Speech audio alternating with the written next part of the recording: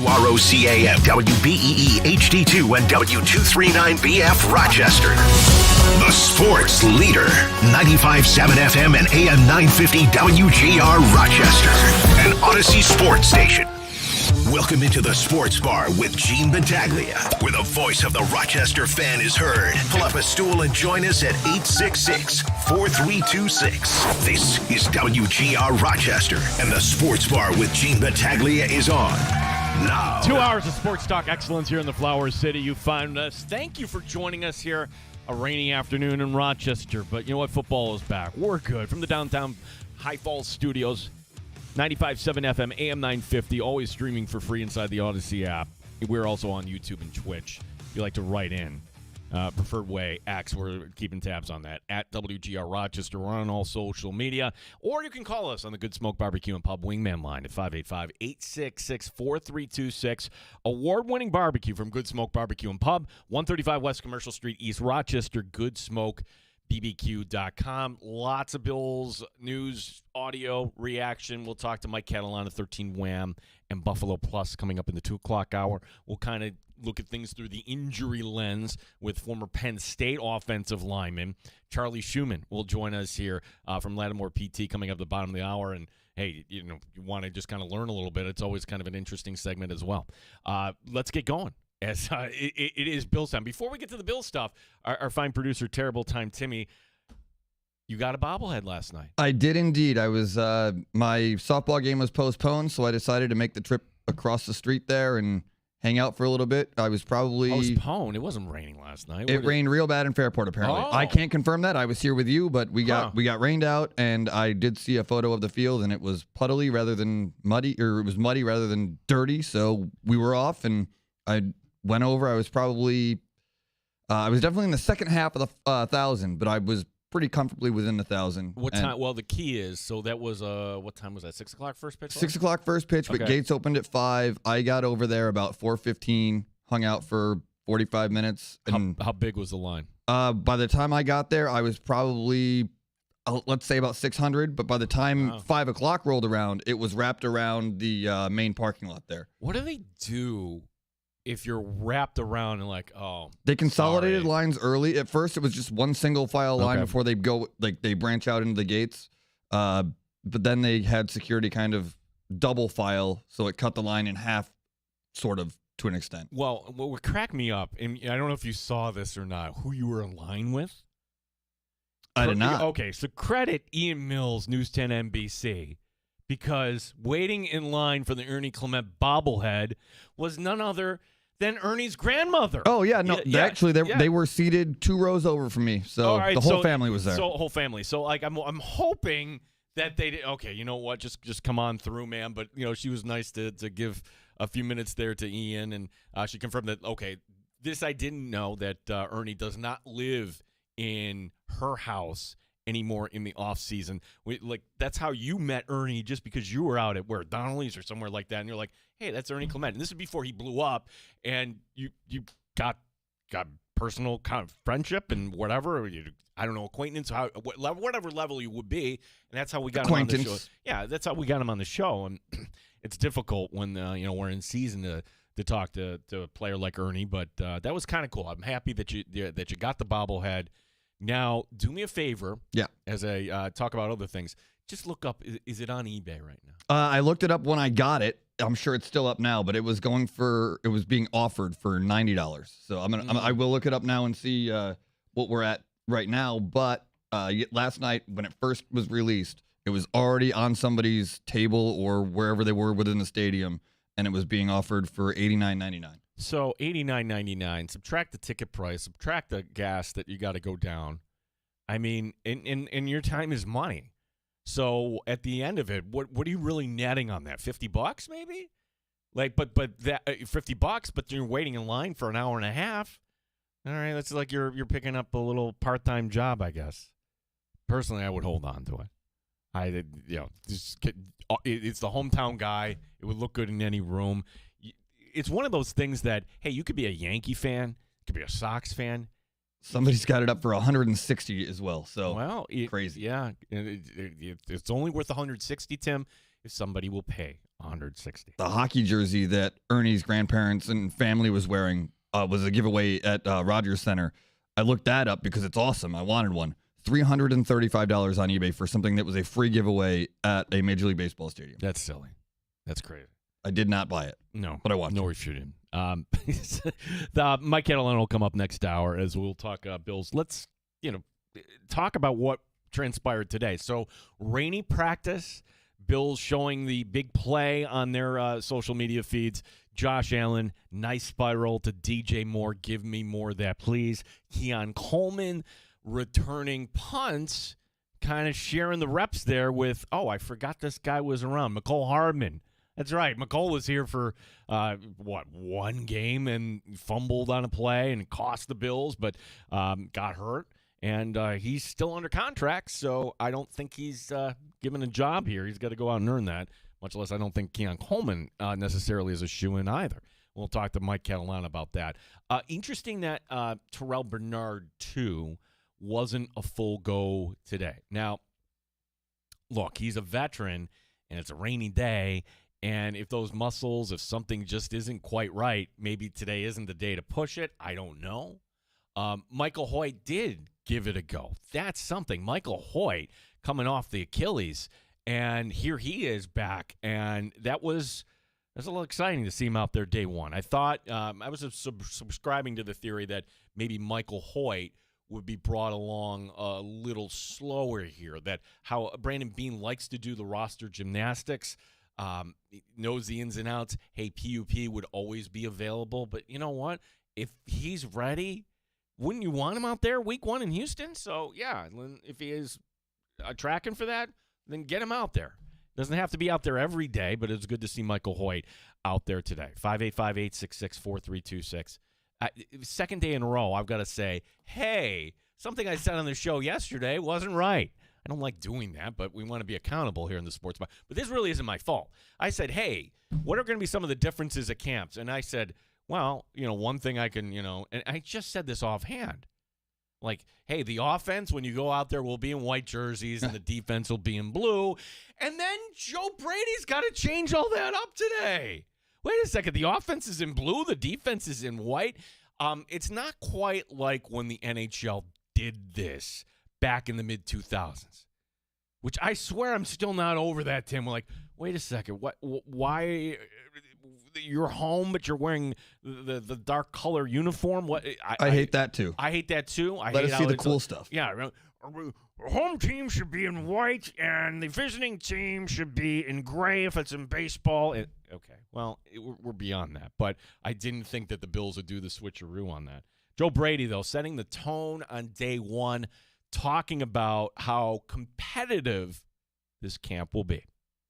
This has got to be a tough camp, right? And you get a pulse of the team and where you want it to be, come certain levels of camp, but like you want it to be hard, right? Like this isn't supposed to be just fun. Like, oh, we're fun. We're going to training camp. Like we want to push it. We want the guys to feel some type of way, and I'm excited for us to figure that out and learn and go through it all. Yeah, so he's going to make these practices hard. Brady, more on this, the spirit of this camp. Being able to just maximize the full day, right? We get a certain amount of time constraints, and I don't want to have dinner any later, right? But I want to be able to, make sure we're getting as much meeting time. And I think there's a mindset and a personality of like, let's wake up and let's go. Fortunately, we got Josh Allen, Buffalo Bills, right? We play every day of the week, time of the day. And so I think it's just a mentality and an approach to like, let's wake up, let's put the ball down, let's go. Okay, so that's him talking about going at 8:30 in the morning as opposed to like 9:30. And yeah, that feels like you have your whole day ahead of you. Like 10 a.m. Practice broke today. So it's a healthy practice, first day, an hour and a half. You don't want to go too hard on the first day, I suppose. There were some days where, the Bills would be out there just before, around 9:45, and they'd be going to noon or whatever. There's another cut there, Tim, talking about the little longer there, about the competitive nature of this camp. A lot of guys want to talk about something like, go take it, like go take the job. You know what I mean? But I don't care how much money you make. I don't care how many years you left here on the contract. Like, I want a competitive football team. And so it's important that, like, we're going to give everybody all these opportunities, right? But we're in the opportunity right now in training camp, or go take the job. Like, if you want to earn it, but nothing's going to be handed to the guys, right? And I know Josh Allen is the best football player in the world, right? But, like, I want Josh to come out here with a mindset, like, I'm going to come out here and absolutely dominate the defense, right? Like, it's just the personality I want us to kind of play with. And I want that competition, through and through. And I have no issues telling guys, like, go take his job, so it's I'm excited for it. It's interesting just to hear that, like we're used to the Sean McDermott, who almost kind of put a governor on his, like, he always would pause and make sure he was saying the right words. Like, Joe Brady, like, sounds like he just had, like, a couple Red Bulls, right? Like, he's football guy. Ready to he's go. He's ready to go. Now, let's check back in after a loss maybe in November and see how Joe Brady is working this. But he's talking about this being competitive and tough and getting to work. And I'm fine with that. You want to set a new tone? Hey, everybody's going to kind of sit up straight. Also, we were just talking about Michael Hoyt being back, Brady offering his thoughts. He's going to be out there today taking team reps, and it's all a process, right? Like, you might look at reps today and be like, oh, this person only got this many reps. It's just a product of some of the team periods. But a guy like Hoyt, he did an incredible job with his rehab. Some of it is always just holding him back from himself, right? Like, it goes up to him, he'd take every single rep today. But he's going to be out there in team, and I'm excited to see him just continue to progress. Yeah, so that's it's Joe Brady speaking this morning following practices. Right now, the rain is coming down here at the High Falls Studios, and we kind of expected that. The Red Wing game, by the way, postponed today. It was supposed to be 11:05, so we'll make it up as part of a doubleheader. 585-866-4326 is the number to call. Today, also Brandon Beane speaking. Also, Josh Allen speaking. So day one is always, let's get all the figureheads, right? All the guys that are going to be the voices of this organization, namely Joe Brady and certainly Josh Allen. I thought it was interesting, and I don't know if somebody put him up to this or not, but Josh Allen saying, hey, Bills fans and Bills media or observers, back off on the jerseys. And stop hating on the jerseys, guys. I don't know if you guys are hating. I don't know. I don't see anything, but they're great. I honestly, like, speaking of new, right? It's a new look. It is. I understand that. But we got to be new. And I think these jerseys kind of are symbolic of that. And I'm excited to wear them. We had a lot of people that put in a lot of hard work for these jerseys, and it symbolizes a lot of newness, and that I am excited about. Do you like it better than last year's all white, which I thought was good? We didn't win in the all white, so absolutely. All right. Hey, there you go. There is your guy, everybody. It's one of the things that I wondered aloud the other day when these were released. Did Josh Allen have a hand in this? And now I think he did, quietly. Maybe, or he just... You don't want anything negative. And this is the point we brought up. Like, isn't this a good spot if you're a Bills fan? If the thing you're bitching about are the damn fourth uniform, whatever this is. By the way, those white jerseys, the football version of City Connects, the rivalry uniforms, they're not going away. Those will still be worn for one game. So, yeah, you got to, like, that's going to be a thing. What are we wearing this week? And Jeremy White on his X account this week hinting that, hey, the red helmets won't be going away either, which, all right, do we get a red helmet game? I hope for that. So they haven't, and it's funny how, like, uniforms move the needle in this area. People reaching out to me, and you can reach out to me anytime on social media, and I'll do my best to get back to you. If there's something on the show or you had an idea, just an angle, and you're just shy to call in. But funny how I got multiple messages on, hey, just curious, when are they wearing these? Like, hey, are we not curious about, the linebacker situation in Buffalo or corner 2 or whatever that is? No, it's the uniforms that people are curious about. Good on Josh Allen just saying, hey, if this is something that has a negative connotation, stamp that out. It's stupid. If you think about it, it really is dumb. The old adage. Matt Perino said the same thing. Yeah. They're jerseys. They're jerseys, yeah. Who cares on that? Tim will have his terrible take today. I think I blew through the stop sign yesterday, so it better be good today. Actually, we discussed my take without it being, I didn't have to play the song, so it's all good. It's all good. Yeah, play this. Okay, yes. The song, which I love, you hate, but that's just kind of the way it's going to be. 585-866-4326. As I'm, in our studios this morning, and the Get Up show is on, and the Buffalo Bills are a topic, and I didn't even hear. Okay, I didn't even need to hear. But what's funny is just the idea of what they were putting out there. And just what they call it, the slug, what is just like what they're running across the screen. Here's the topic we're going to discuss. Ready? Do the Buffalo Bills have a Super Bowl defense? Okay, like, that's a discussion? Like, we could discuss it here, and the answer is not yet. Now, what they brought up, which I'm like, the thing they're bringing up, which gives you pauses, like in terms of just yards allowed in passing last year, the Bills are first. Which, what is that really a product of? Now, like most things, it's not just one answer, right? You could certainly say Christian Benford. Christian Benford, by and large, he doesn't get the credit. It's like Gonzalez or guys that go in the first round. Christian Benford is right up there. I'm glad he's on this team, and we had him on the show. I think he is just going to be just fine there. And the corner 2 spot, hey, Tre'Davious White came on the end of last year. Did he not?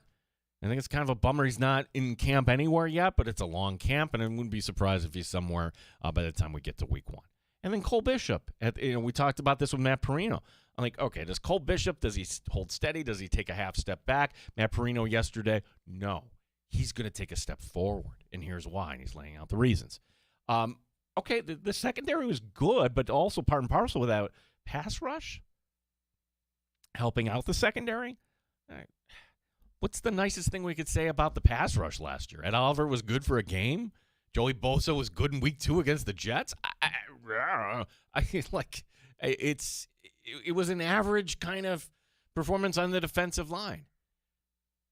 Yes, what I'm saying is that the Bills do have pieces in the secondary, but I also think that's also part of the complementary football mentality that's going to be going by the wayside here. Just my read on this. That if teams are whipping the ball around at you, all right, well, why are they doing that? Well, is it because they see a weakness or because they have to? Because they're down by multiple scores? Like all this kind of slow play stuff with the Bills offense. And yes, you do have James Cook. And yes, you do have a great offensive line too. But can you be more on attack mode on the offensive side of the field? To answer the question, do the Bills have a Super Bowl defense? It's like, okay. Like what they're trying to do is just point out the fact that, hey, might be up to Josh Allen again. The answer right now is no. Nobody can say that. Now, there is a plan. The plan is, will this new scheme unlock Greg Rousseau? Unlock Ed Oliver? Although you could say Ed Oliver before he, hurt his ankle last year. He was a monster in that Baltimore game. Could it help other guys on the defensive line like a Deion Walker? What about Bradley Chubb? Like what about this new scheme? That's the fascinating part. What about the linebackers here? We'll talk to Mike Catalana next hour. Like, all right, are we going to see changes in personnel? Like, Joe Brady's saying all the right stuff. Like, it doesn't matter how long you've been here. It doesn't matter how long you're going to get paid. You win the job, you win the job. Okay, well, that might be an example. I really like Terrell Bernard. I think Terrell Bernard has great instincts, is a leader, is certainly has a spot on the team, gets hurt. Last year was playing through injury. I don't know, so where's Terrell Bernard right there? Well, for that matter, where's Dorian Williams? As Matt Perino pointed out yesterday, Dorian Williams was seen in crutches back in the spring. So, Kalen Elam-Zor, could we have other linebackers that step up? Interesting stuff today, talking some Bills football here in the rain, and I love having the Bills here. Just enjoy it. Tomorrow is on Thursday, and then we get to Saturday, And that Saturday practice will be the only Saturday practice we have, because by the time we get to the following Saturday, that will already be the blue and the red scrimmage. 585-866-4326. That is our phone number. The Yankees win last night again in Chicago. And baseball this afternoon. You got the Jays and the Nationals. Tim, did you see Shane Bieber yesterday? I saw what he did in the first inning. Well, that's all you needed to see. He didn't make it out of the first inning. We're okay to say, all right, I thought the Jays would get it together. No, now they're 10 games below 500. They should sell. Nobody's going to want Shane Bieber. I'm just that's a former Cy Young Award winner. Then I'm wondering, all right, is his career actually over? Did it actually end right there? Because walking 5 batters in less than six walks and 2/3 of an inning. I was trying to be nice there and actually say you only walked 5. We'll talk to Charlie Schumann. We'll talk to Mike Catalana. And we invite your calls at 585-866-4326. Gene Battaglia here, WGR Rochester.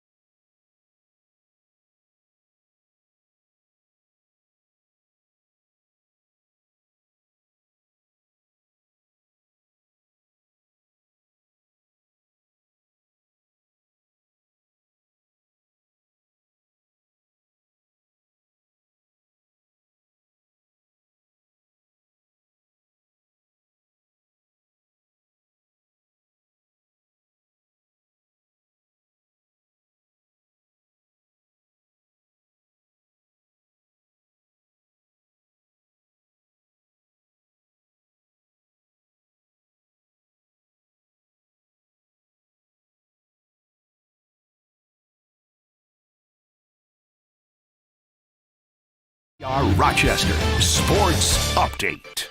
Practice number 1 in the books for the Buffalo Bills. Keon Coleman today taking some first-team reps at punt returner. Joe Brady on why he wants the earlier practice time at 8:30. Being able to just maximize the full day, right? We get a certain amount of time constraints, and I don't want to have dinner any later, right? But I want to be able to, make sure we're getting as much meeting time. And I think there's a mindset and a personality of like, let's wake up and let's go. Fortunately, we got Josh Allen and Buffalo Bills, right? We play every day of the week, time of the day. And so I think it's just a mentality and an approach to like, let's wake up, let's put the ball down, let's go. We'll talk to Mike Catalana, 13 Wham and Buffalo Plus next hour here in the Sports Bar. Rochester Red Wings had an 11:05 first pitch scheduled. That's not happening. Rained out. They'll make it up as part of a doubleheader tomorrow. On the Major League scoreboard, Phillies leading the Marlins 5-0. They're in the 5th. Pirates trailing the Diamondbacks 2-0 in the 4th. No score between the Jays and the Nationals. Gene Battaglia, WGR Rochester.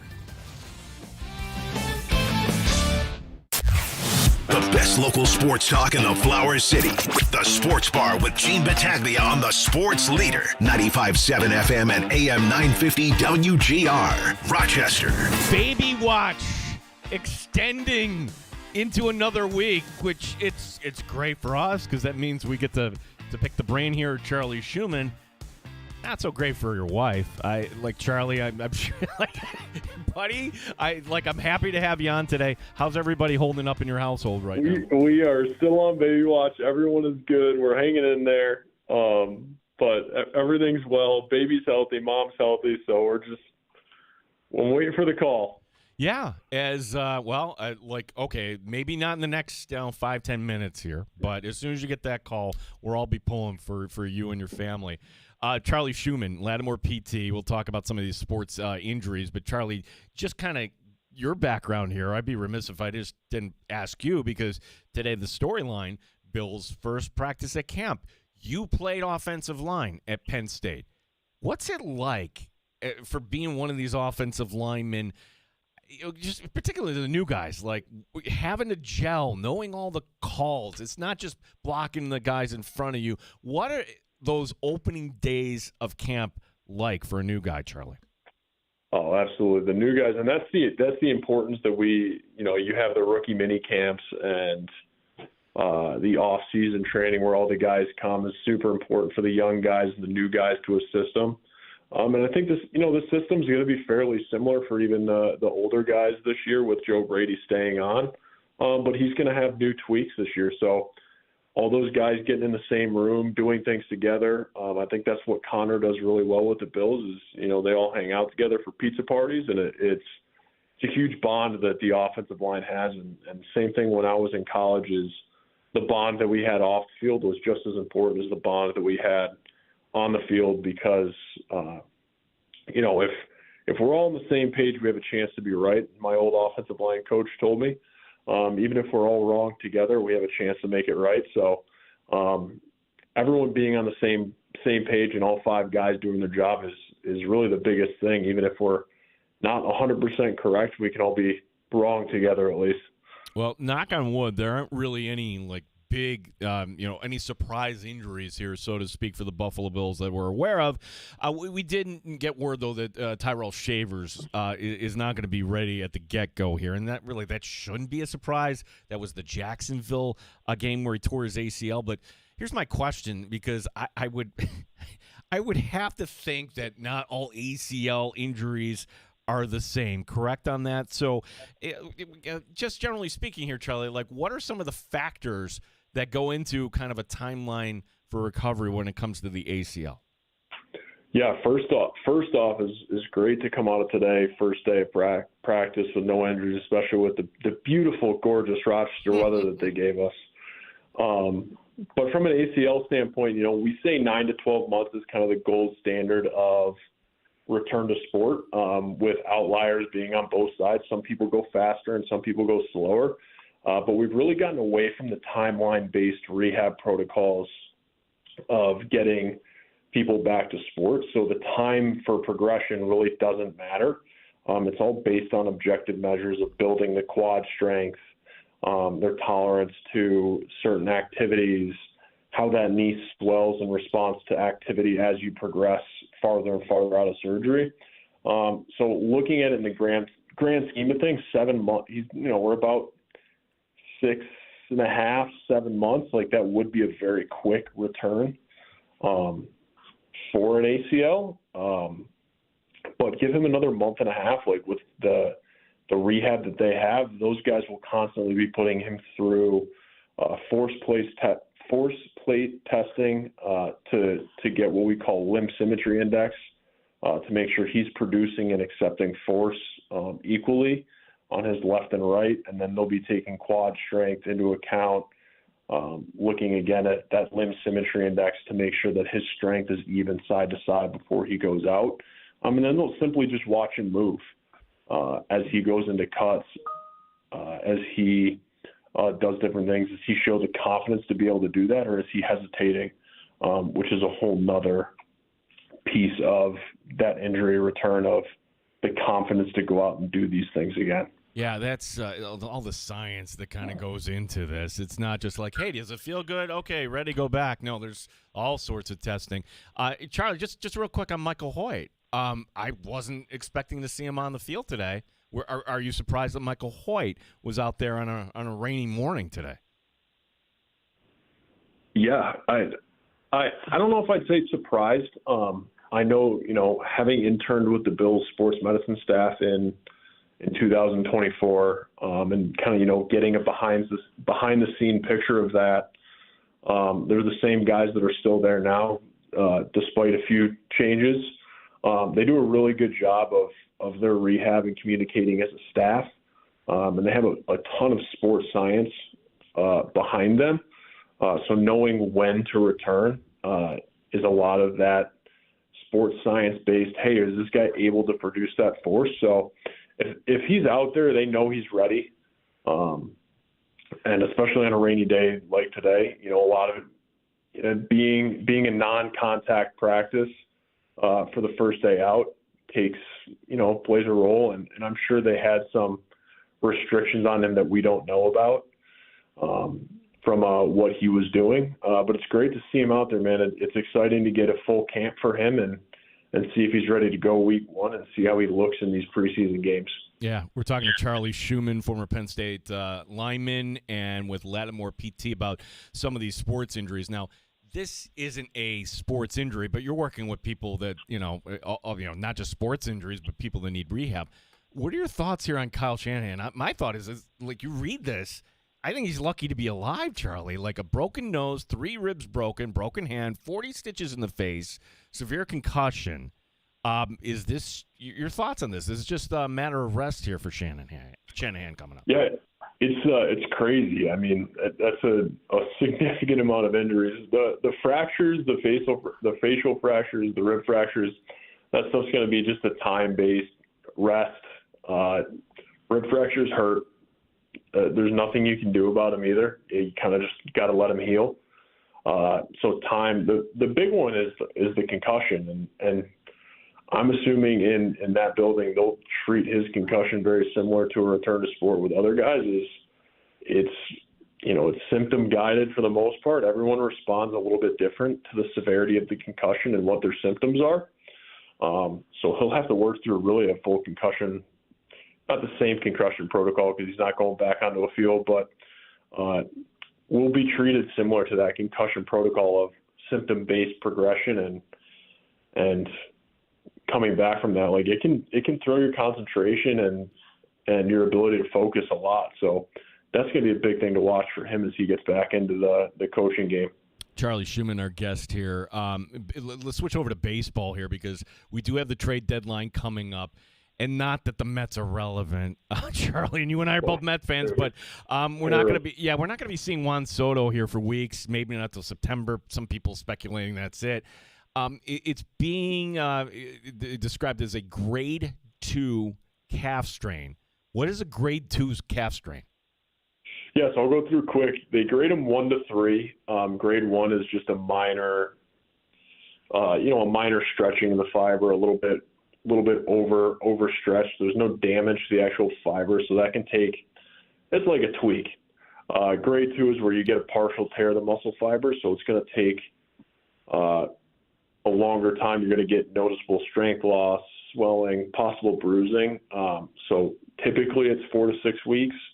And then a grade 3 is a complete rupture of that muscle, which typically is more that surgical intervention. So being grade 2, you look at his timeline for recovery is 4 to 6 weeks of being out before he starts that return to sport. Again, and it's very, very dependent on how his specific strain is and what he's feeling. Also noting that it's the second time he's done this year and been out for it. So, again, given that we pay him that much money, and our season is kind of already over with, do we see him back on the field again this year? I don't know. I don't know if it's really, it's hard to say. Yeah, at this point, I'm like, nothing will surprise me trade deadline when it comes to the Mets and, Juan Soto maybe just, all right, maybe that's the last we've seen of him. The Yankees are certainly in this thing, but, they've been down Aaron Judge. Now they're down Cody Bellinger. And you were just describing, the scale for the grades there on the calf injury. For Cody Bellinger, he's got a hamstring injury. Is that kind of the same scale? They're calling this a grade 2. What does that mean for Bellinger here? Yeah, same thing in terms of how it's graded with the partial muscle tear. Hamstrings are really hard though. They're one of the most re-injured tissues if you get rushed back. So. It's one of those injuries that you want to get a guy back that is going to help you. And it's the same thing we talked about when I was with the Bills. We saw a lot of hamstring strains. It's always a risk versus reward decision. At the end of the day, you're making that decision again. They need to pass tests in order to be returned to sport because that's how we make the best objective measures. But there may be some risks you take with a guy like Cody Bellinger when you need him to make a run at the playoffs. Now, you communicate those risks with the entire team, the player. It's a full team decision with everyone and all the stakeholders. But that's where that 4 to 6 estimate is really the gold standard of what I could say. But I would not be surprised for him to see him back in a little bit of the earlier side than the later side, given their playoff situation. Charlie, last one. It's a baseball question. I'll put you on the spot here. By the time the trade deadline is over, is Francisco Lindor still a New York Met? Dude, that's a tough one. I was talking to someone at the office about that this morning. He's a Mets fan too. You see Lindor wants to stay in New York. He likes Queens, but I don't know, man. The Mets are in a tough situation. They need to. They can't just keep throwing money on top of what they already have. It's almost like it's time for a strip it down and start over type of deal. They've been in this situation for so long where they keep trying to throw money and it just backfires. So we'll see. Yeah, I'm bracing for that because I don't want to see Lindor gone, but I would get it. Charlie Schumann, our guest. Charlie, somebody that needs a little help here, and certainly we don't want to take calls on the air or anything like that. They want to reach out to you privately. What's the best way to do that? So I'm at the Greater Pittsford location for Lattimore, and then also I'm on Instagram at dr.charlie.schumann. Just throw me a DM if you have any questions, and then we can get you into the office as well. Thank you again, Gene, for having me on. I'm having a lot of fun doing this. Oh yeah, this is fun. Now you're helping us learn like grade 1, grade 2, grade 3. What does that even mean? Okay, now we can kind of understand. All right, it's not right away for Bellinger or certainly Juan Soto. Well, Charlie, again, tentatively. Next week, maybe. Yeah. But next week, I'm hoping like you get the call here soon, bud. So hey, at least next week, maybe I'll have a little future football star in my hands as we're doing this, right? that would be something. Charlie, thank you for this, and let's do this again soon, bud. Sounds like a plan. Have a good one. All right, thanks, Charlie Schumann, who with Lattimore PT, and this is when you're hearing these injuries, and that he's somebody that actually interned for the Bills, as you heard, and just kind of hearing the breakdown of what kind of goes into this. And I remember when Tre'Davious White, because you look at Tre'Davious White, this is going back to his ACL. Oh my gosh, he's ripped. he's doing all these shuttle drills. He's doing everything. Wasn't cleared. Like, why is that? And like he's saying, there's always kind of a risk reward when it kind of comes to that. We had a couple calls come in going back to the defensive conversation. Like, are the Buffalo Bills ready to take that step? By all means, calls next. 585-866-4326. 3T's 3T as well. Terrible time, Timmy's terrible take of the day. Mike Catalana, 13 Wham and Buffalo Plus. He'll be stopping by as well. My name is Gene Battaglia on WGR Rochester.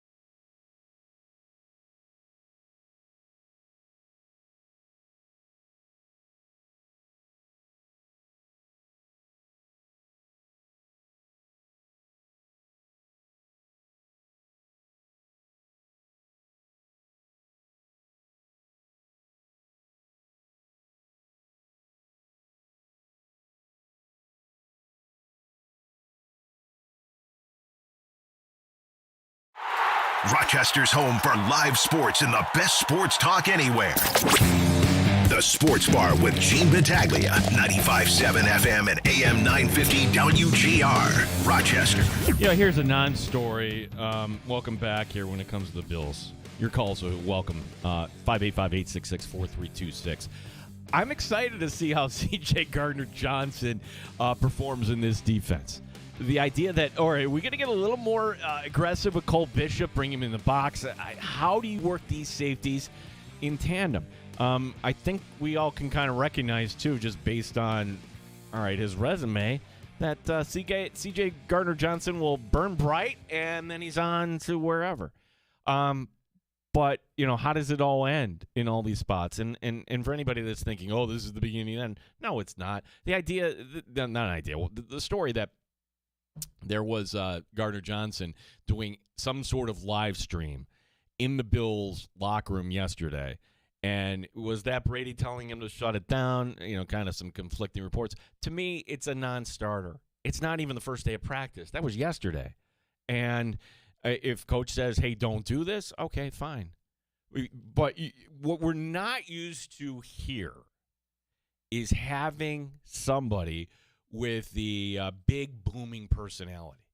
Sure, Tre'Davious White was fun-loving. This is a little different. This is somebody that's going to be chirping, and not everybody is going to like it at times. Some opponents might get under their skin. I think it might work. I'm curious how it'll work. I'm kind of glad the Bills brought in some new blood at the safety position. What are you going to bring back Jordan Poyer for another year? Jordan Poyer will be on the Wall of Fame someday, along with Micah Hyde. But it was time to get some different people back there, and between him and Geno Stone, DeMar Hamlin's still here. But anybody that is upset about C.J. Gardner-Johnson having a live stream, I would just ask the honest question: why? Why? 585-866-4326 is our phone number. Blew through the stop sign yesterday on this, so let's make sure we play the open. It's now time for Terrible Time Timmy's Terrible Take of the Day on WGR Rochester. WGR Rochester. It's Terrible Time Timmy.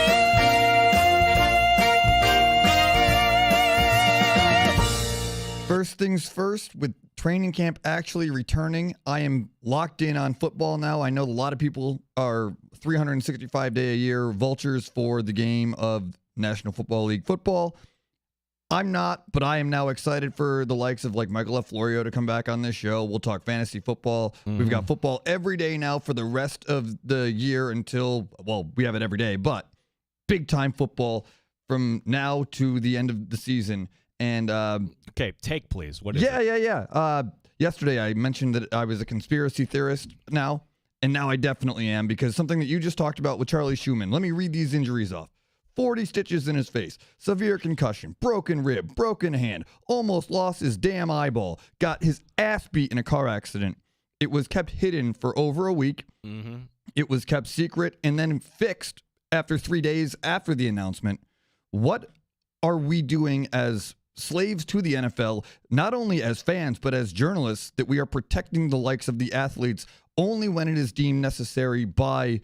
Is it the NFL? I don't know. We had an incident with Diana Rossini and a coach. Now this with a coach. Who is controlling us? All right, you got a lot in there. I'm going to push it to Rossini and the coach, because honestly, I don't think anybody was purposely covering that up, right? I don't think anybody, when it comes to personal stuff, that's a little different. This, however, like if we had a player be in this serious of an accident, it would be a story. The thing that's a little disturbing is that ESPN sat on this. ESPN made it on way. And so ESPN, hey, sorry, you're kind of full ass. Oh, well, we're merging with the NFL network. We just bought it over. No, our journalistic integrity will remain the same. No, you just proved that it didn't. Okay, it's a terrible car accident. Why? Why? Now, are we allowed to wonder? Now, we're just going off the police report. He's at fault in the police report.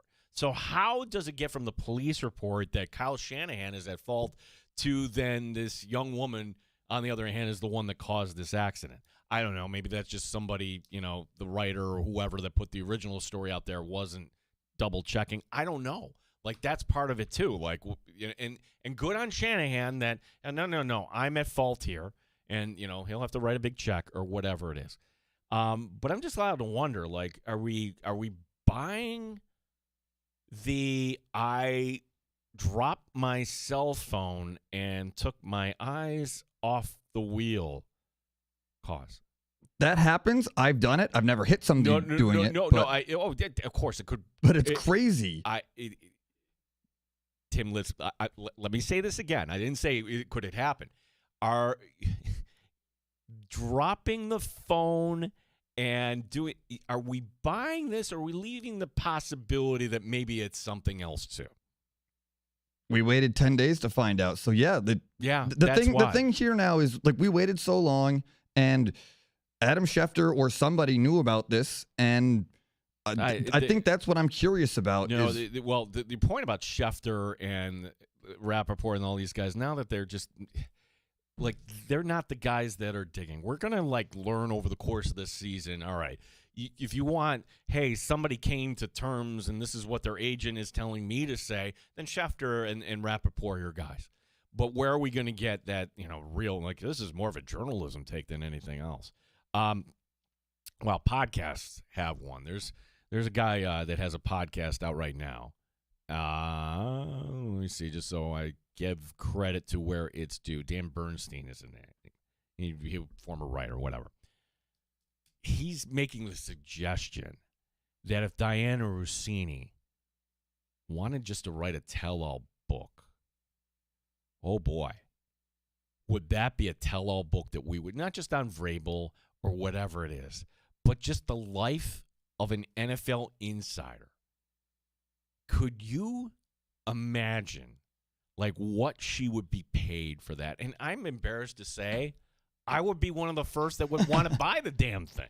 Like, it's like, but this is the culture we live in, and everybody's keeps waiting on. All right, what is her next move going to be? Oh, there she is on a cruise with her family, and her husband is there, and she's going out to live dinner.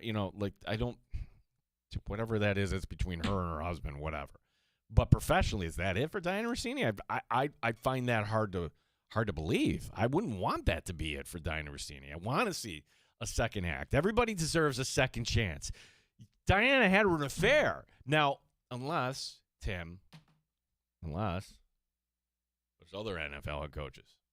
Unless, like, that's not the only one. And I think that's my new question now is, the NFL dictates what we think. We're forced to believe it because that's what they're telling us. You want to, this is state-run radio. For many, many years, we had state-run radio here on our station. You will like the Buffalo Bills. I am telling you, you will obey the Buffalo Bills. And the NFL will tell you what to think. There's nothing to see here, Tim. And now I don't buy it. I might buy it. You can't force me to believe what you're telling me is true. All right. Ladies and gentlemen, not all my bad impressions are bad. If I made Tim laugh there with my Russian accent. I don't know if that's good or bad, but no, I it's liked just like it. You say I'm terrible at all my impressions and everything else. 585-866-4326. Thank you, Tim. But to your point, though, that's one of those PR lessons where if you're just not being upfront with things, we ask questions. And I think it's kind of on the scale, I guess, where you're pointing out Rossini, where this happened. Oh, this is nothing, but that doesn't look like nothing. And then we start to ask questions. When you wave your finger and say that's nothing, then we're going to ask questions. Okay. All right, Kyle Shanahan in the car, and I say, oh, that's terrible. Wait, this happened on July 14th? Why am I learning about this now? Huh. Yeah, okay. What's the reason behind that? Again, be upfront and honest. If the news isn't good, just say so and get it out of the way. Because you know what? We'll be on to the next thing before you know it. That's the way it kind of works here. 585-866-4326 is our number. The Red Wings, by the way, rained out. Of course, poor Wings. I mean, it stopped raining now, but it wouldn't be a fun afternoon. They're going to make that up as part of a doubleheader coming up tomorrow. We talked to Charlie Schumann, former Penn State linebacker, talking about the Shavers recovering, just kind of in general, but just what the sports medicine department actually does. When it comes to the protocol, when it comes to how does a player come back from the ACL. Shavers might be okay, but starting on PUP and it's a rainy afternoon, it's morning, I should say, for this practice, that's not a bad thing. Talking to Charlie Schumann, if you missed that, by all means, download the Odyssey app. It is free. We're on 1 to 3 locally here in the Flower City. Mike Catalana will be joining us here. He'll be coming up at about 2:25 or so don't go very far. We'll have more Bills talk coming up next. My name is Gene Battaglia. This is WGR Rochester.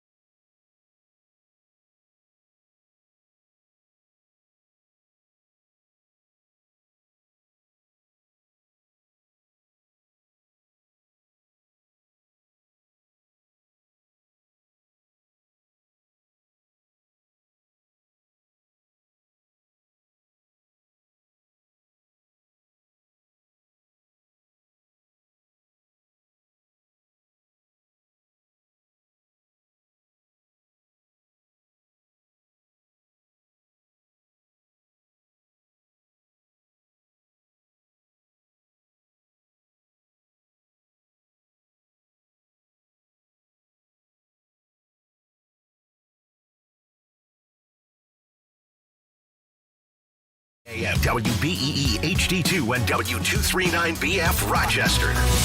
The sports leader. 95.7 FM and AM 950 WGR Rochester. An Odyssey sports station. WGR Rochester. Sports update. Practice number 1 in the books for the Buffalo Bills, and the Rain Tyrell Shavers is going to start the season.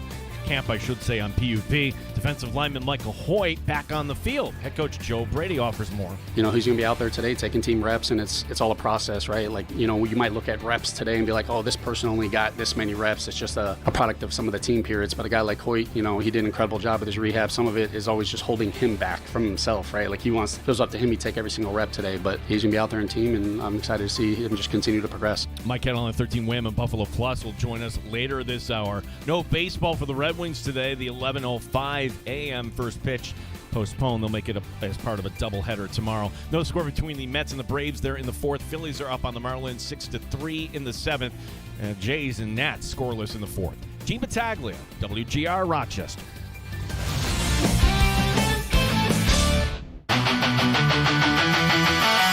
Pull up a chair, stay for a while. You're in the sports bar on WGR.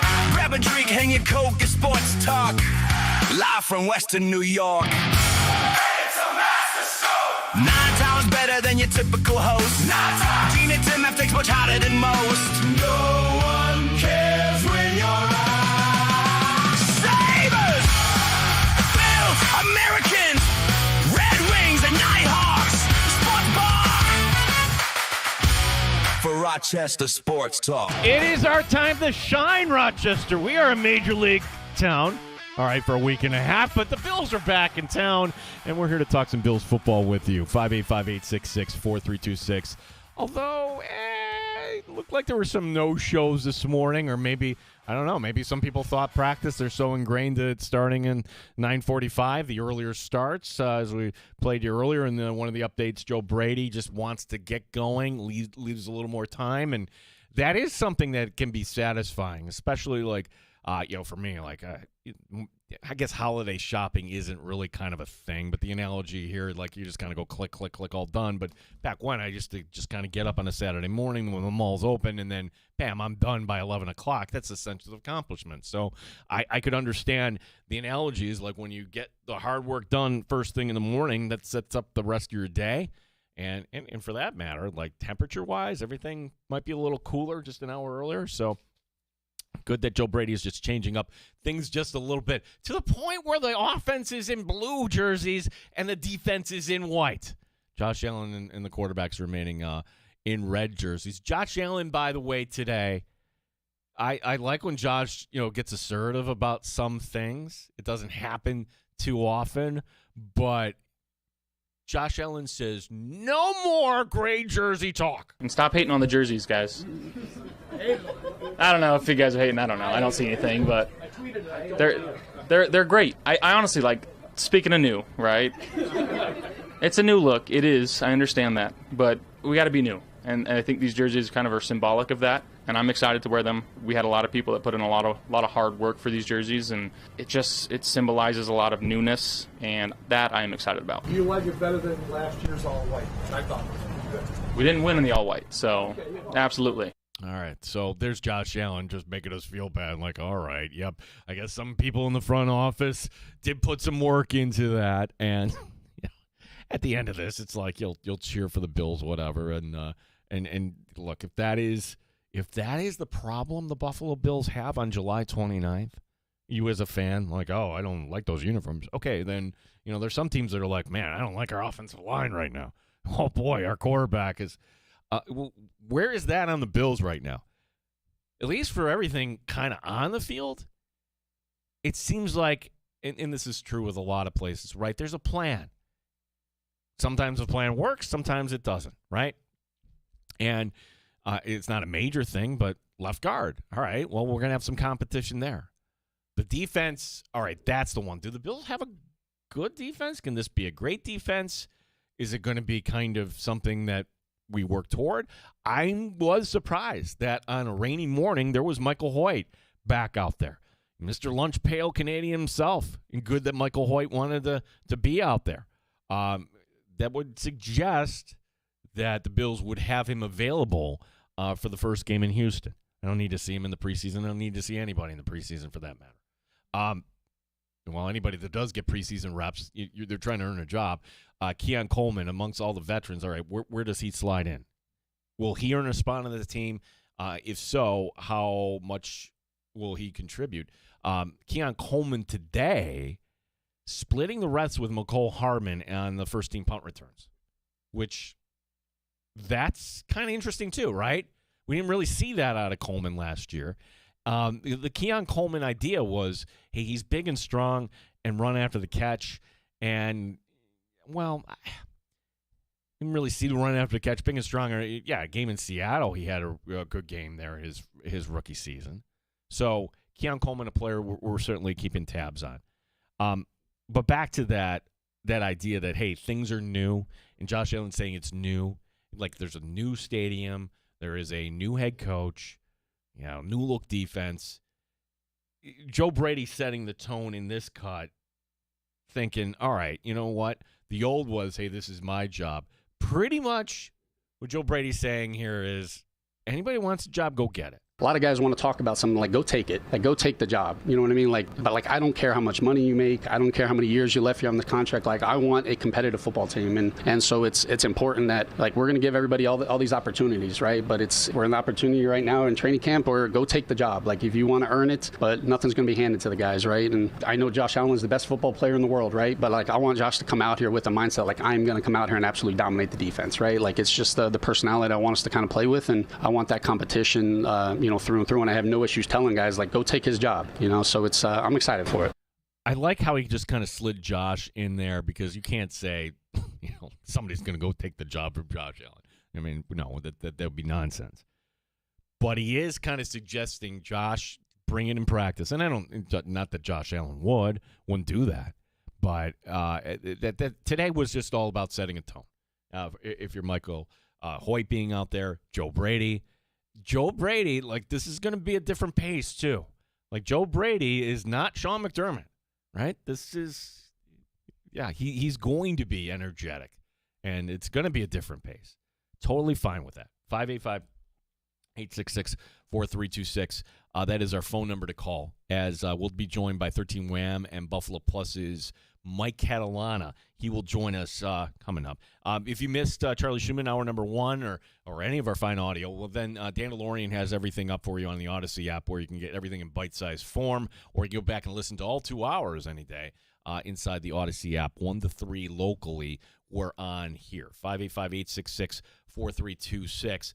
Some news and notes from around the NFL, where are we really buying in that the quarterback for Vegas is going to be Kirk Cousins? It's probably smart that the new head coach out there, Clint Kubiak, doesn't want to throw too much at Fernando Mendoza right off the get-go. So whoever's named the starting quarterback on July 29, take it for what it is. But at some point, we'll get Mendoza in this year. Will that be when the Buffalo Bills go out there in October? I know a few people going out there for that game. That would be a lot of fun. But I digress. You always kind of pay attention just a little bit more to those opponents that are going to be coming up for the Bills. News from around sports, too, today. Are we surprised at this if you're a hockey fan? Or is this good business? Probably. The highest paid player in the NHL right now is not, if I said who it is right now, if you're not familiar with the news of today, you would just say, it's who would it be? It's got to be Connor McDavid. No. Austin Matthews. No. Oh, because of longevity. Sidney Crosby. No. It's Macklin Celebrini. Celebrini cashing in today. 5 years, $94 million. So this doesn't begin this year, begins next year. Tim, I went to the Sharks game against the Sabres. He passes the eye test. He looks like he can be that guy, but he's only 20, and you really didn't need to do this right now, but apparently they want just to send the message that, all right, we're building around you, so let's give you the money right now. That's that's quite a raise there for the 20-year-old. And it brings up a good point that Dan DeLorean mentioned before the show. This does not the offer sheet's off the table now. Yeah. That's something that isn't really typically done, but it happened this year, and it made Anaheim pay up. And now the Sharks can just go out and do that on their own. And now if you're going to go after this guy, he's going to command $20 million a year, which is, I mean, it's awesome for the NHL because salaries are rising, but this is a contract never seen before in the history of the sport. Yeah. Today in Detroit, no, there wasn't a squirrel running around on the field. I hope everybody got to see that video. I mean, that was kind of crazy. Monday's the trade deadline. So Monday when we're going to do, we're no more Fridays off. We're here. By the way, PJ Glasser in studio on Friday, so you don't want to miss that, like somebody we talked to. So normally if you're somebody that tunes in for PJ on Wednesday, we moved it to Friday this week. Mike Kettlehan will be joining us here in just a little bit. Monday is the day for the Major League Baseball trade deadline, and number one on the list for any fan base that wants to compete, I would have to think would be Tarek Skubal. Skubal is that guy. He will get paid, whether it's by Detroit or somebody else. Remains to be seen. There's this kind of sticky issue too of a labor situation, and you want to get somebody and things that are way over our head. Well, for Tiger fans, it hasn't been a good season, right? But he got a standing ovation today. Apparently, 1,000 career strikeouts. Skubal heading today 2.70 ERA, 65 strikeouts in 46 innings. And again, it's not a lot of innings because, remember, he missed significant time. We just missed out on him by a week here seeing him in Rochester. Would have loved to kind of see that. The Wings, by the way, today were rained out, so that's not a surprise. They'll make that up as a part of a day-night doubleheader. But what other moves might happen at the Major League Baseball trade deadline? Look, if you're a Yankee fan, all of a sudden where you're thinking, oh, just bullpen. Look, you're staring down the possibility of playing August without Aaron Judge and without Cody Bellinger. Like, you're going to need a bat. You're going to need somebody just to kind of pick it up just a little bit, different option, if you will. I will give some credit to a guy that we kind of just like, if you're a baseball purist, you're like, Jazz Chisholm. Hey, that's a pop-up. Why are you not getting back to the bag? I mean, you've seen some boneheaded plays from Jazz Chisholm, but then you realize if you're watching Monday night's Yankee game, like that dude is a spark plug. He's got pop in his bat. He laces this double, ties up the game, and then and this I don't know why this isn't done more often. The pitcher with his back turned is a lefty, where the catcher is throwing it back to the pitcher, and that's when he times the steal.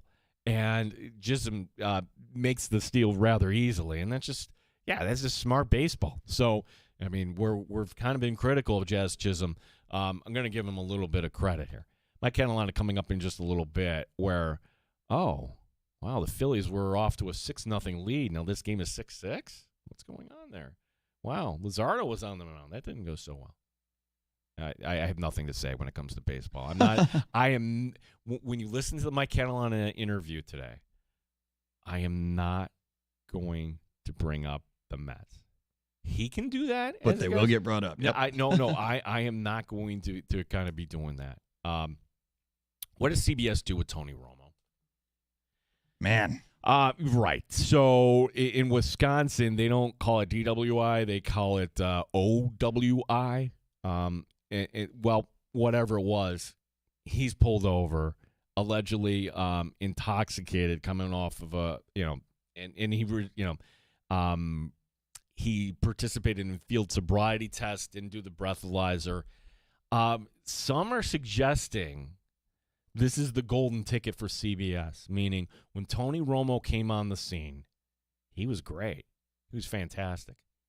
And then Brent Musburger was the one who said, he predicted the future. He's like, no, this is not good. This is going to fall apart because Tony will get away from the game. He's not doing the work that he's supposed to.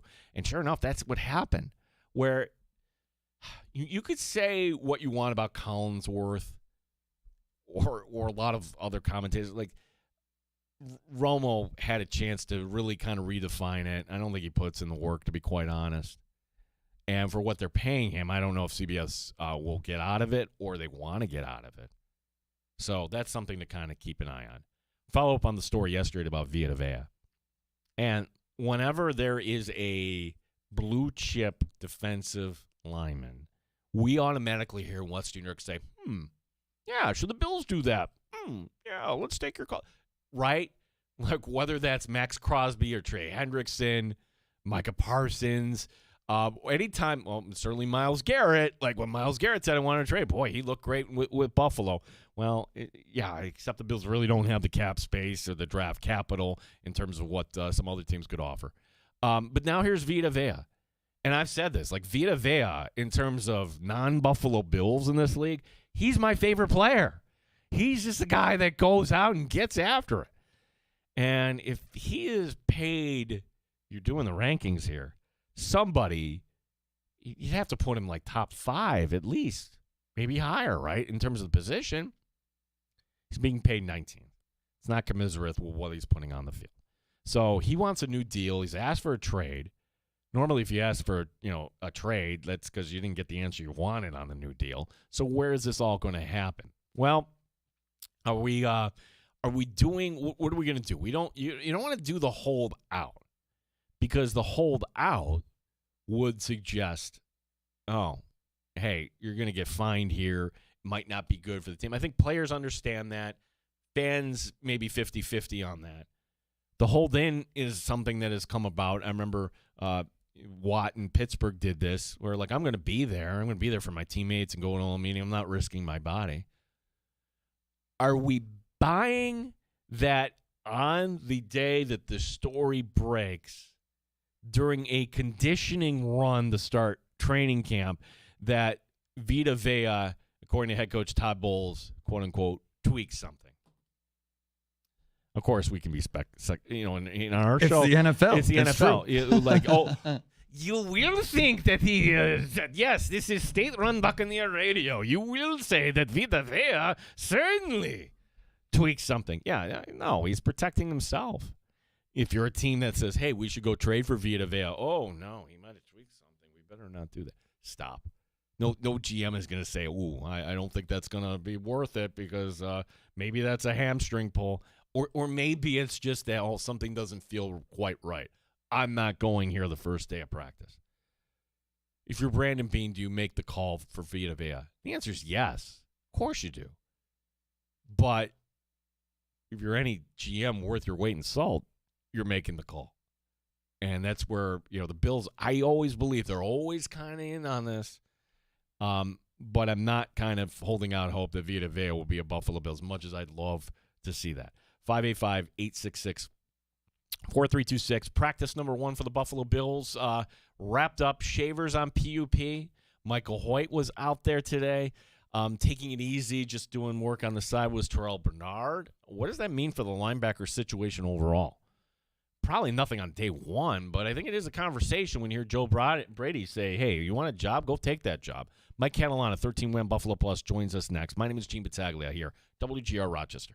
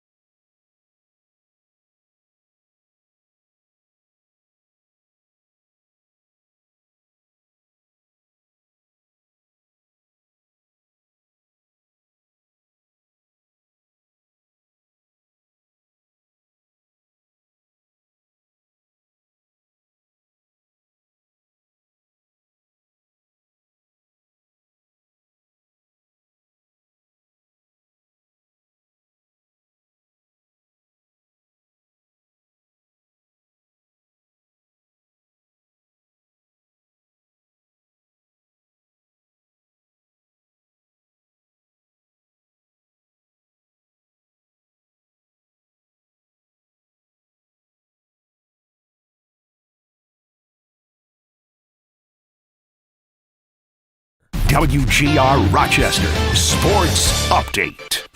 Bills camp practice 1 is done.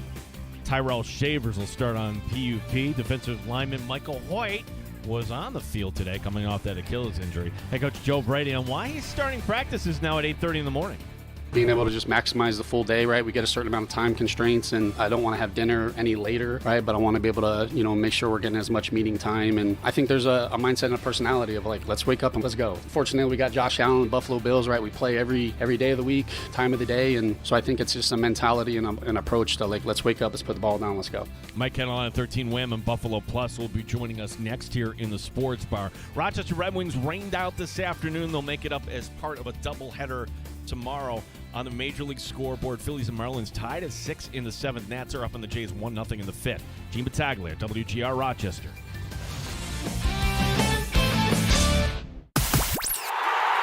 Rochester's home for live sports and the best sports talk anywhere. The Sports Bar with Gene Battaglia, 95.7 FM and AM 950 WGR, Rochester. A lot of guys want to talk about something like, go take it. Like, go take the job. You know what I mean? But I don't care how much money you make. I don't care how many years you left here on the contract. Like, I want a competitive football team. And so it's important that, like, we're going to give everybody all these opportunities, right? But we're in the opportunity right now in training camp, or go take the job. Like, if you want to earn it, but nothing's going to be handed to the guys, right? And I know Josh Allen is the best football player in the world, right? But, like, I want Josh to come out here with a mindset like, I'm going to come out here and absolutely dominate the defense, right? Like, it's just the personality I want us to kind of play with, and I want that competition, through and through, and I have no issues telling guys, like, go take his job, so it's, I'm excited for it. Yeah, that's what you want to hear, right? And that's an energy level that over time, does the team kind of respond to that? Will players, show more personality? Will there be more energy? There's plenty of examples where, hey, just a new head coach moving into the right situation will bring you to a level that you haven't been before. And then there's another cut, we don't have it here for you, but where Joe Brady says, hey, we haven't won anything here. We haven't accomplished anything yet. Yeah, it's been fun. There have been a lot of wins. But who wants to celebrate a divisional banner? Or like the Colts did, AFC finalists. No, that's not it at all.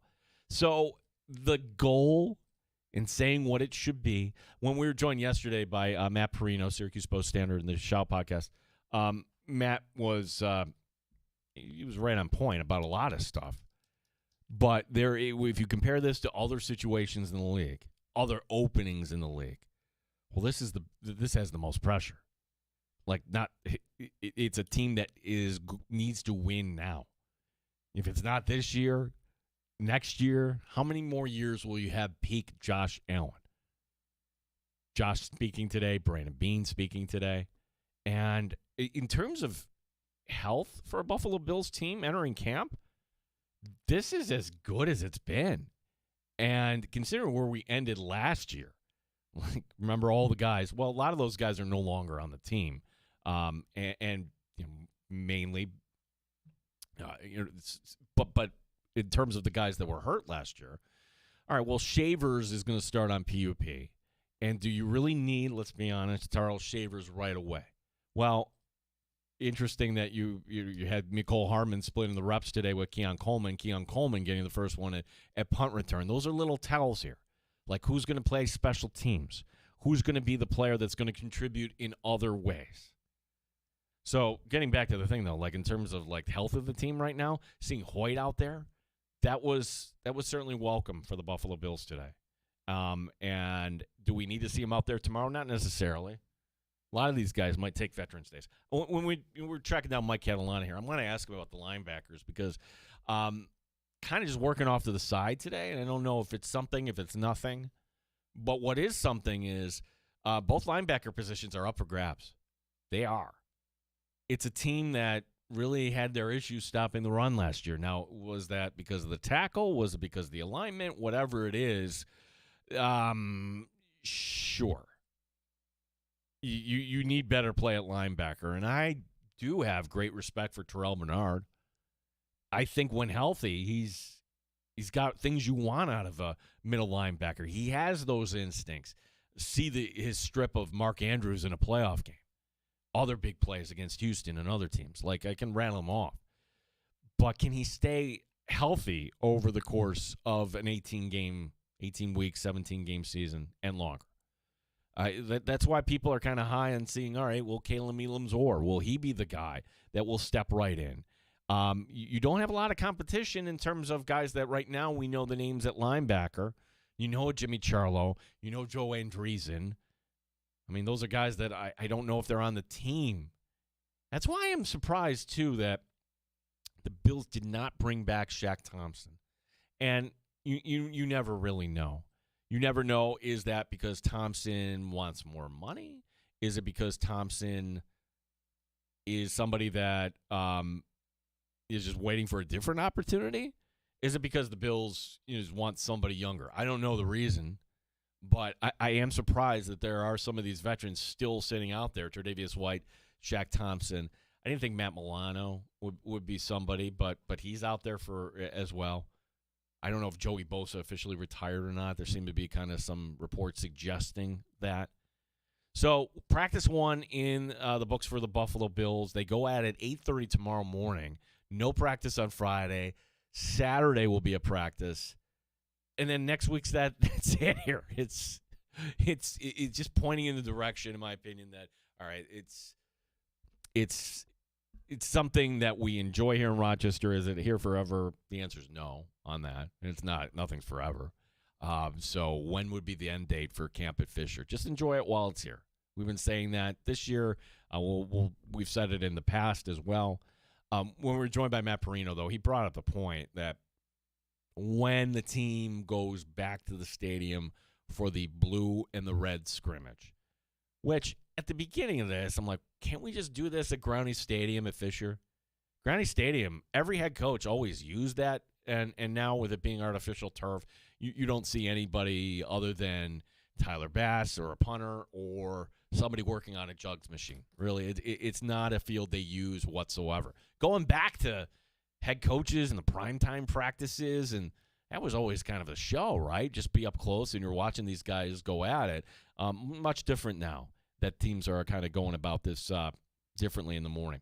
585-866-4326. That is our phone number. As we're looking for Mike Catalana here. As while we're doing that, kind of go around some of the other notes in the NFL here. And if you're the Bills, you're just hoping, all right, can you just be healthy, right? Brian Breezy is a player I'm not particularly familiar with, but for the Saints, and that's a kind of a team that's in rebuild mode, he was considered one of the best young defensive linemen in the game, to the point where the Saints just picked up their fifth-year option. Well, yeah, if I'm bringing his name up here on day one of camp, it's bad news. He's got a torn ACL, and for Breezy, that will mean he's out for the season. 24 years old. I don't think the Saints are a team that we're really talking about all that much as a team that really right now is not going to be much contention. Chiefs have been at practice now for a few days, and they have a storyline that they wish they didn't have, that their offensive coordinator, Eric Bieniemy, is not at practice because he's got to tend to his wife that was shot multiple times by the couple's son Sunday night. So Mia Bieniemy, she's 57, and according to Andy Reid, she's out of ICU and making progress. So at least that will be something. Let's take a quick break. Mike Catalan, we just had to push it back. He's coming up next. And I'm sorry, that means no last call. So blame Mike on this. He gets last call. He gets last call. A rarity. In the sports bar. We step aside here. Gene Battaglia, WGR Rochester.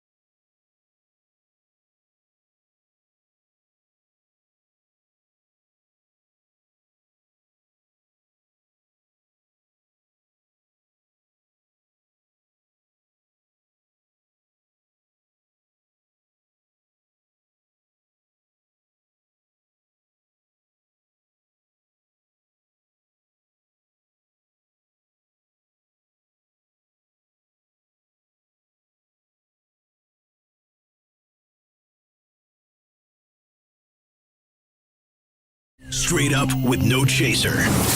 You're in the Sports Bar with Gene Battaglia on the Sports Leader. 95.7 FM and AM 950 WGR, Rochester. Things I should know. Who's been to more camps in our town? Sal Mayeron or Mike Catalana? Mike Catalana joining us here on the phone. Mike, it's another football season. What number are you up to here, bud? Well, for here, this is 25 camps for me.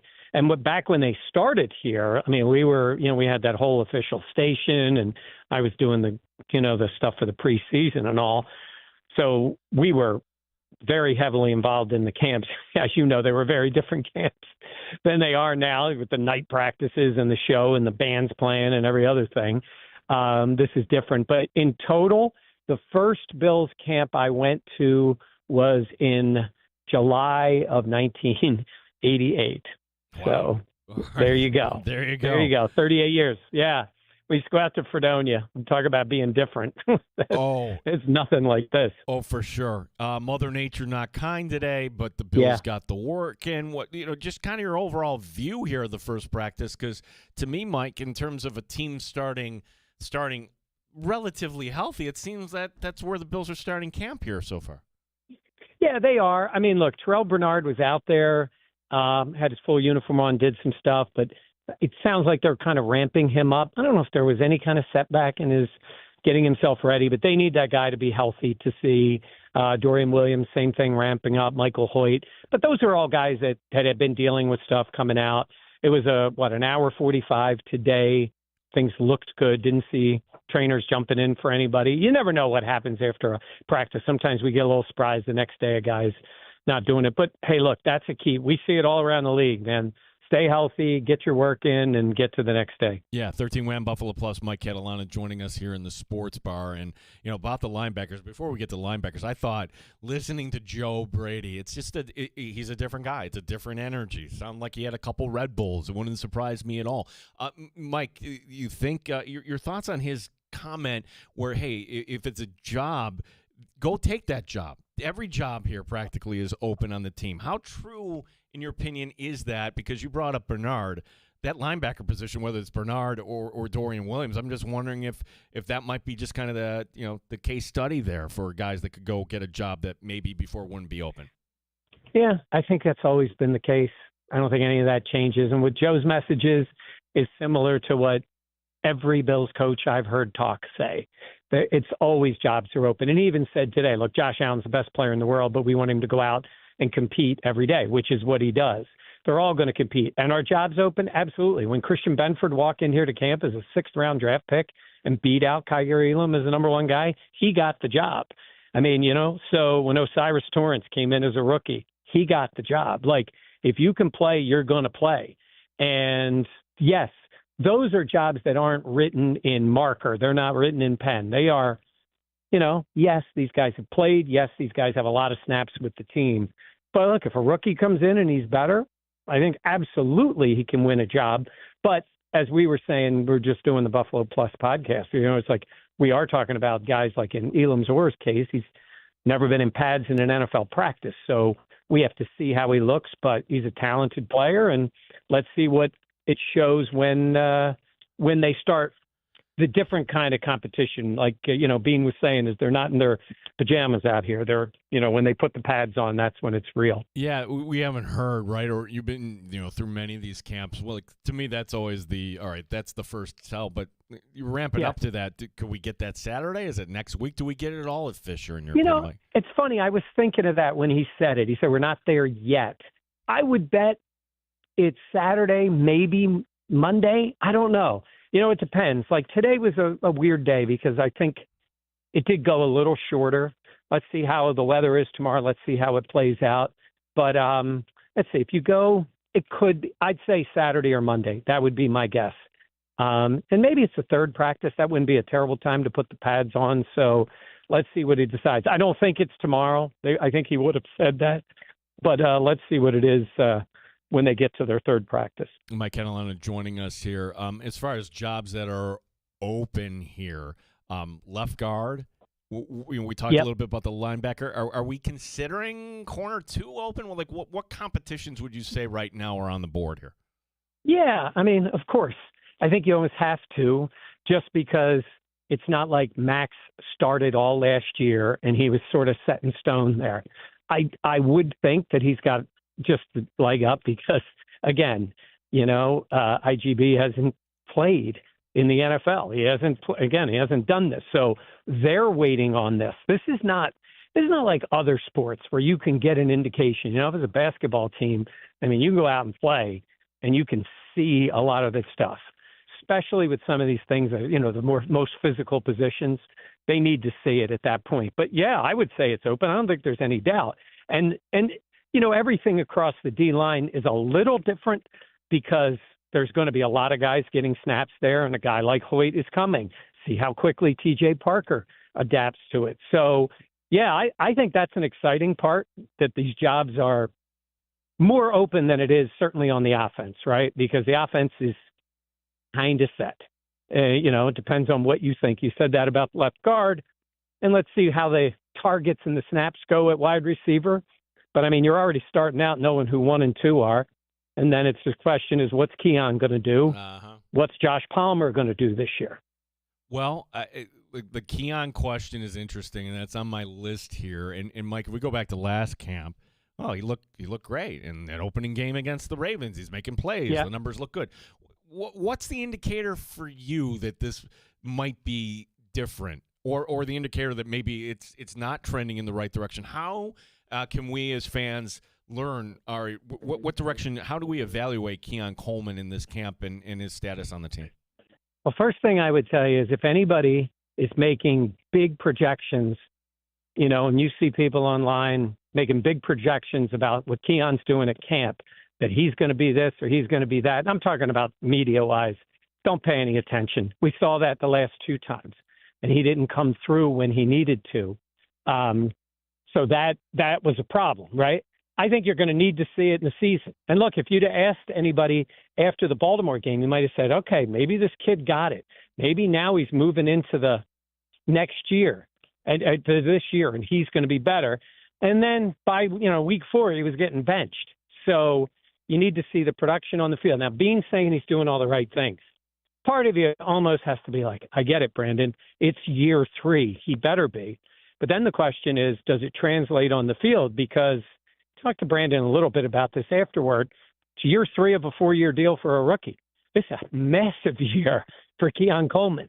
Like, if he comes out, he's the way they've hoped he's going to play, I mean, now you're talking about extending his contract, right?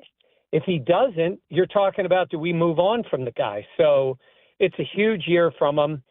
If he does everything right, which should be the minimum, then he has a chance to be much better. But let's see how that progresses. But, Gene, we're not going to see that. I'm not going to buy into anything until we see it in the regular season. No, we're going to have, yep, that's it. If he's on the team, just hold, wait, see what direction it goes. Mike, you go back to this time last year, too. The safety position was a big concern. But then the light bulb went on for Cole Bishop, and Cole Bishop had a great year, and maybe this new scheme brings him to another level. I'm curious to get your thoughts on the safety position. Like, should we expect even more out of Cole Bishop? And then a player you're familiar with, coming over from Philadelphia, has been a lot of places. What does C.J. Gardner-Johnson kind of bring to this team in terms of on the field and maybe the attitude off of it as well? Yeah, look, I think C.J. Gardner-Johnson can be a very important player for this team. You just have to be prepared for the stuff with C.J. And it's not like somebody's making it up. You heard about this. 7 teams in 5 years, and there's a real reason for that. And he's a short-term guy. And to pretend otherwise, it's not like anybody on the Bills is even saying that. He signed a 1-year deal. I think he has talent. I think he'll hit people. Bean talked about the physical nature. It's the way he plays. He's going to make some big plays, and then he's probably going to miss on some, and Cole Bishop's going to have to cover his butt. Like, that's what's going to have to happen. And it is going to be really something to see how he is during the whole year, ups and downs when things don't go well. So let's see, but we're talking about a guy who's had big success in the league. He's won a Super Bowl.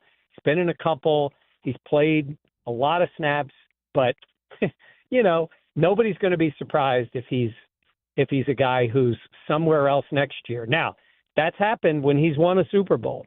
So if I told you he wins the Super Bowl and then goes everywhere else, you'll be like, I don't care.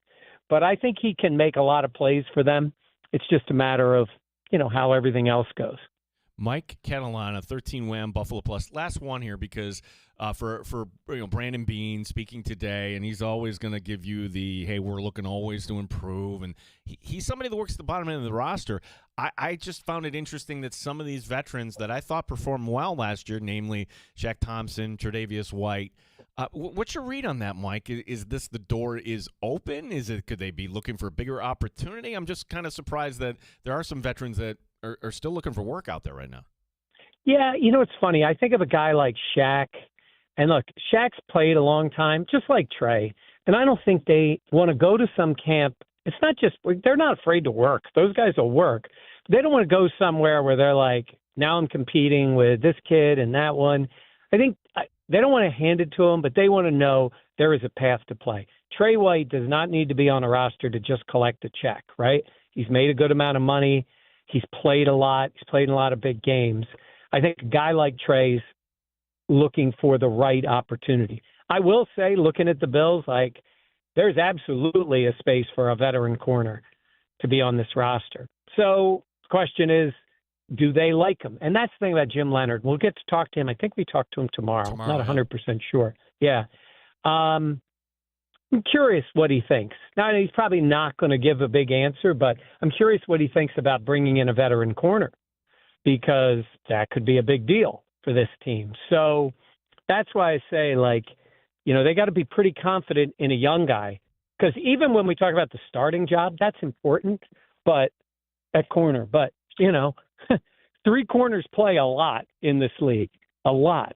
And so the question is for a guy when we look at a guy like Trey White, is he may not like the style. Do you know what I mean? He may not like what he saw on tape for his defense.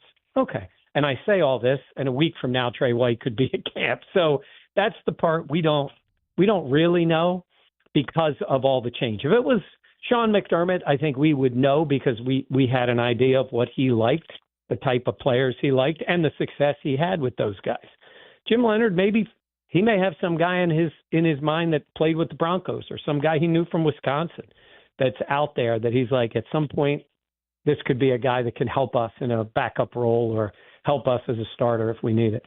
Mike, you just mentioned done taping Buffalo Plus, so when does that drop? What can we expect also on 13 Wham here tonight? Yeah, well, we'll be on there today. We just recorded the podcast, so that'll be up. There'll be a podcast every day that we're at camp, and even when camp leaves Fisher and we'll go to Buffalo and Orchard Park, we'll be doing that. So that'll be a regular thing from camp. Also, Josh Allen giving some fashion advice today. You'll hear from him. Yeah. So that was a little different on that side. So we, that part was a little bit fun. I think I give the fans a lot of credit today for coming out. We talked about that because I know it's tough to get the tickets and all, but it poured. And if you were out in the stands, that Fisher Stadium, when you're sitting in the stands, you're out. And it was a lot. So people hung in there. Josh signed as best he could for the kids, but it wasn't a typical camp day because of the weather. So maybe we get some better weather tomorrow and for the rest of the camp. Well, Mike, I know you're busy, so no baseball talk. We'll have to wait till the next time. Mike, I appreciate you coming on the show today. Thanks so much, bud. Anytime. Hey, believe me, I am bragging about the Phillies these days. So, it's not much to be better than the Mets, but, I'm not doing a lot of talk. Well, imagine, you admit it, with the Mets being this bad, it's a little less fun. Right? Mike, thank you for the time. All right, Gene. Thanks. Appreciate that. Gosh, that is a headline story right now on ESPN. Lena Ketzenberg putting up. Josh Allen on Bills alternate uniforms. Stop hating on the jerseys, guys. Again, first world problems, Bills fans. First world problems. Today we were joined by Charlie Schumann, Lattimore PT, as we talked about some of these injuries. And here, when you think, okay, Shavers, you want Shavers back, certainly as a special teams gunner, but They're not going to rush it. There's just a whole battery of tests. It's not like, all right, what's the imaging say? Are you good? No, there's all these tests. It's kind of interesting to learn about that and the different degrees of sprains. Just a very good educational piece there from Charlie earlier today. Tomorrow on the show, well, we'll have day 2 in the books, which is crazy to think. Like, that's how quickly this is going to go by. To recap today, the injuries, really, I don't know if it's really an injury. They're just making sure that Terrell Bernard is going to be okay when things matter most, but he didn't do any team drills today, so something to kind of keep an eye on, I guess, if that's going to continue into day number 2. Day number 2 always has guys that, all right, maybe they pulled something this morning, maybe not, but in terms of the health of the team right now, this, comparatively speaking to other places in the league and to years past maybe in Buffalo, this is as good as it might get. If you missed the show today, we are on 1 to 3 locally here in Rochester each weekday as we continue on talking Rochester sports. The Red Wing game was postponed today, as Mike was talking about the rain. Yeah, it was pouring downtown too here. So even though the sun is trying to peek its way out, they canceled that a while ago. So they'll make that up as part of a day-night doubleheader.